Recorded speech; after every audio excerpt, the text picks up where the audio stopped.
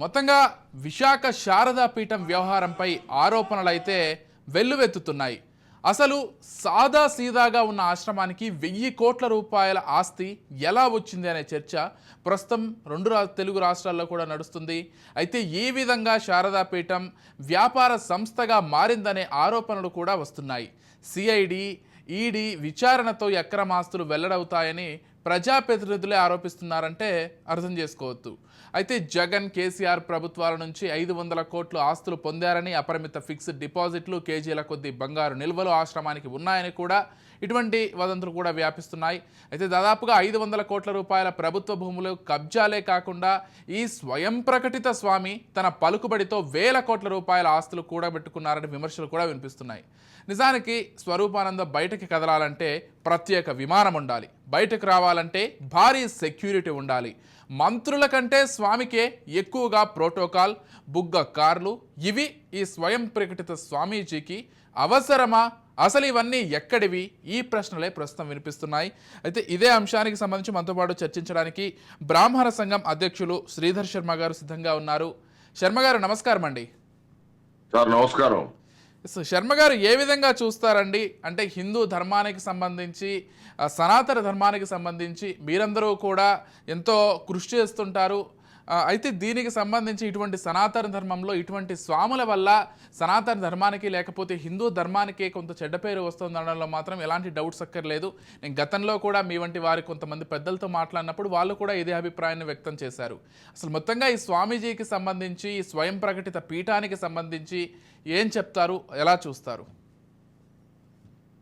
అసలు విశాఖ శారదా పీఠం అనేదే ఒక నకిలీ పీఠం అండి. అవును. దానికి నమ్ముకొని కొంతమంది దానికి భక్తులు, అంటే తెలియక అంటే అవగాహన లేక ఆ పీఠాలు అసలు సన్యాసాశ్రమం ఎలా ఉంటుంది, ఎలా చేయాలి అనేది అవగాహన లేని స్థితిలో ఆయన అక్కడ ఒక వ్యాపార కేంద్రం ప్రారంభించాడు. ద్రోణంరావు సత్యనారాయణ గారు గతంలో మంత్రిగా, రాష్ట్ర మంత్రిగా, ఉమ్మడి రాష్ట్ర మంత్రిగా, విశాఖ ఎమ్మెల్యేగా పనిచేసిన ఆయన ఈయన్ని చేరదీశాడు. అప్పట్లో ఈయన్ని గతంలో పండుగాడు అనేవాళ్ళు, బ్లాక్ లో టికెట్లు అమ్మేవాడు జగదాంబ థియేటర్ సెంటర్ లో. ఓకే. పండుగాడు అని ఇప్పటికీ ఆయన్ని అక్కడ ఆయన స్నేహితులు తాగి తిరిగేవాళ్ళు చాలా మంది ఉన్నారు ఆ వయసులో వాళ్ళు. వైజాగ్ సెంటర్ లో పండుగాడు, జగదాంబ సెంటర్ లో పండుగాడు అంటే ఎవరైనా అక్కడ చెప్తారు. ఆయన స్వామీజీ అవతారం ఎత్తాడు.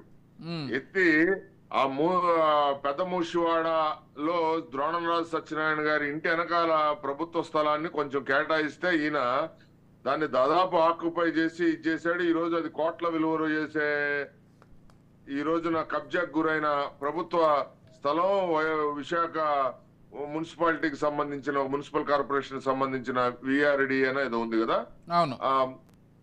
దానికి సంబంధించిన పరిధిలో ఉన్న స్థలం అది. మరి అటువంటి పరిస్థితుల్లో ఆయన ఒక పీఠం పెట్టాడు. అంటే ఒక రకమైన దుకాణం. సన్యాసాశ్రమం అంటే ఏంటి? సన్యాసాశ్రమం తీసుకోవాలి అంటే వివాహం అయి ఉండకూడదు, పిల్లలు ఉండకూడదు, ఆయనకి దుర్వ్యసనాలు ఉండకూడదు, ఆయనకి వేదాలు పురాణాల పట్ల అవగాహన వచ్చి ఉండాలి ఆయనకి. అవన్నీ నేర్చుకొని ఉండాలి. ఈయనకి నోరు తెరిస్తే ఒక మంత్రం రాదు, ఒక కార్యక్రమం స్వయంగా చేయలేడు. ఒక అభిషేకం కూడా శివుడికి నిత్యాభిషేకం చేయాలి, శివలింగానికి. అదేంటండి ఆయనేమో నేను ఏదో రాజశ్యామల యాగం చేస్తాను, ఈ రాజశ్యామల యాగం చేస్తే రాష్ట్ర ముఖ్యమంత్రులే మారిపోతుంటారు అని చెప్పుకుంటున్నారు. మరి అదే ఆయన యాక్చువల్ గా ఆయనకు ఒక మంత్రం రాదు, ఒక దైవిక పరమైన ఆధ్యాత్మిక విషయాలు ఏదైనా చెప్పమన్నా కూడా చెప్పలేని స్థితి అయింది. పురాణ ప్రవచనాలు కూడా వీళ్ళందరికీ వచ్చి ఉండాలి.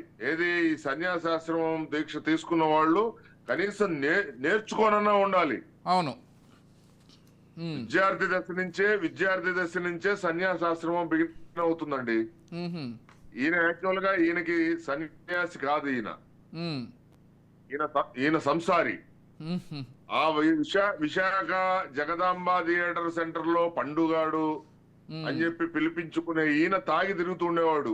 ఓకే. ఈయన ఎట్లా సన్యాసి, ఈయన ఎట్లా అంటే అంటే ఈ ఆలోచన ఎట్లా వచ్చింది అంటారు? ఇట్లా ఒక ఒక పీఠం పెట్టాలి, ఒక స్వామిగా అవతరించాలి, ఇట్లా బిజినెస్ చేసుకోవాలి, ఈ ఆలోచన అంతా ఎట్లా కలిగింది అంటారు? పుట్టపర్తి సాయిబాబా గారు ఆయన ఒక ఆశ్రమం పెట్టి ఆయన ఒక సేవా కార్యక్రమాలు చేస్తున్నాడు. ఉమ్, ఆయన దగ్గరికి అప్పట్లో ఆ 80s టైంలో ఉమ్, పుట్టపర్తి సాయిబాబా గారు బాగా ఫామ్ లో ఉన్నాడు. ఓకే. అరే ఆయన చేస్తున్నప్పుడు మనం ఎందుకు చేయకూడదు అని చెప్పి, దానికి తోడు ఈయన సత్యనారాయణ గారు, ఆయన ద్రోణంరావు సత్యనారాయణ గారు బ్రాహ్మడే, ఈయన విశాఖ స్వరూపానంద స్వామి కూడా బ్రాహ్మడే. ఓకే. సరే, ఆయన నియోగి బ్రాహ్మడు ద్రోణంరావు సత్యనారాయణ గారు, ఈయన నియోగి బ్రాహ్మడు. అంటే శాఖలండి, బ్రాహ్మణ క్యాస్ట్, అదే అదే క్యాస్ట్ లో సబ్ క్యాస్ట్ లో అనుకోవచ్చు, సబ్సెక్ట్లు అన్నమాట. Okay okay. ఆ సబ్సెక్ట్ లో ఈయన అదే సెక్ట్ కి సంబంధించిన ఆయన అన్నమాట.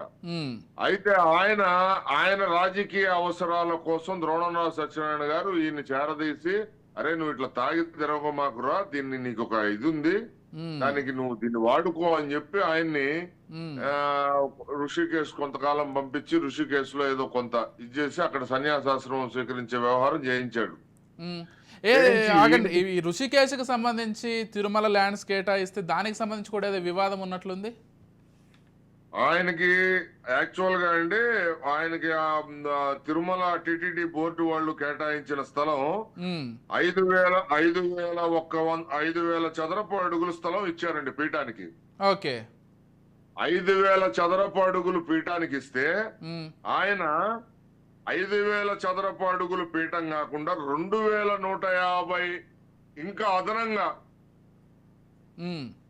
టిటిడికి సంబంధించిన దాన్ని ఆక్యుపై చేశాడు. ఆక్యుపై చేసి దాంట్లో దాదాపు అక్కడ టిటిడికి సంబంధించి అనుమతులు ఇచ్చేది 4 అంతస్తులకేనండి. ఓకే. భవన నిర్మాణానికి. అంటే మీరు ఇప్పుడు ప్రస్తుతం తిరుమల విషయంలో చెప్తున్నారు, కానీ ఈయన రిషికేశ్ లో కూడా ఏదో చేశారంట, ఒక రిషికేశ్ లో కూడా నేను చెప్పేది ఇప్పుడు తిరుమల విషయం అండి. రిషికేశ్ భూదందా ఏంటి అసలు? అదే, అంటే మీరు ఋషికేశ్ లో టిటిడి సంబంధించింది అక్కడ కళ్యాణ మండపం ఉందండి. ఓకే. ఋషికేశ్ లో కళ్యాణ మండపం, చిన్న వెంకటేశ్వర స్వామి గుడి, ఇవన్నీ ఉన్నాయి. అక్కడ భక్తులు కోసం అక్కడ టిటిడి వారు అక్కడ ప్రభుత్వాన్ని అడిగి స్థలం తీసుకోవటం జరిగింది. దాంట్లో డెవలప్మెంట్లు జరిగింది. దాంట్లో కొంత భాగం ఈయన పీఠం కింద కబ్జా చేశాడు. అక్కడ కూడా అది కూడా 100 కోట్లు విలువ చేసే భూమే. ఓకే. అట్లానే మన తిరుమలలో మొన్న మాజీ ముఖ్యమంత్రి, ప్రస్తుత ఎమ్మెల్యే జగన్మోహన్ రెడ్డి గారి ప్రభుత్వ ఆధ్వర్యంలో, ఈయన ఆ ప్రభుత్వానికి రాజగురువు కదా. అవును. జగన్మోహన్ రెడ్డికి ఒక పెద్ద రాజగురువు ఈయన. అసలు జగన్మోహన్ రెడ్డి నా ఆత్మ అని చెప్తాడు కదా ఈయన.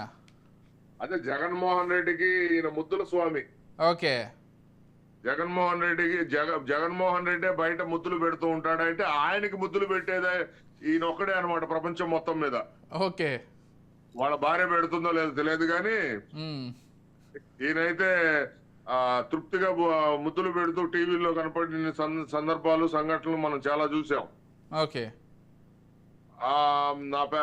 నా పెద్ద కొడుకు అని కూడా చెప్పుకున్నాడు ఈయన జగన్మోహన్ రెడ్డి.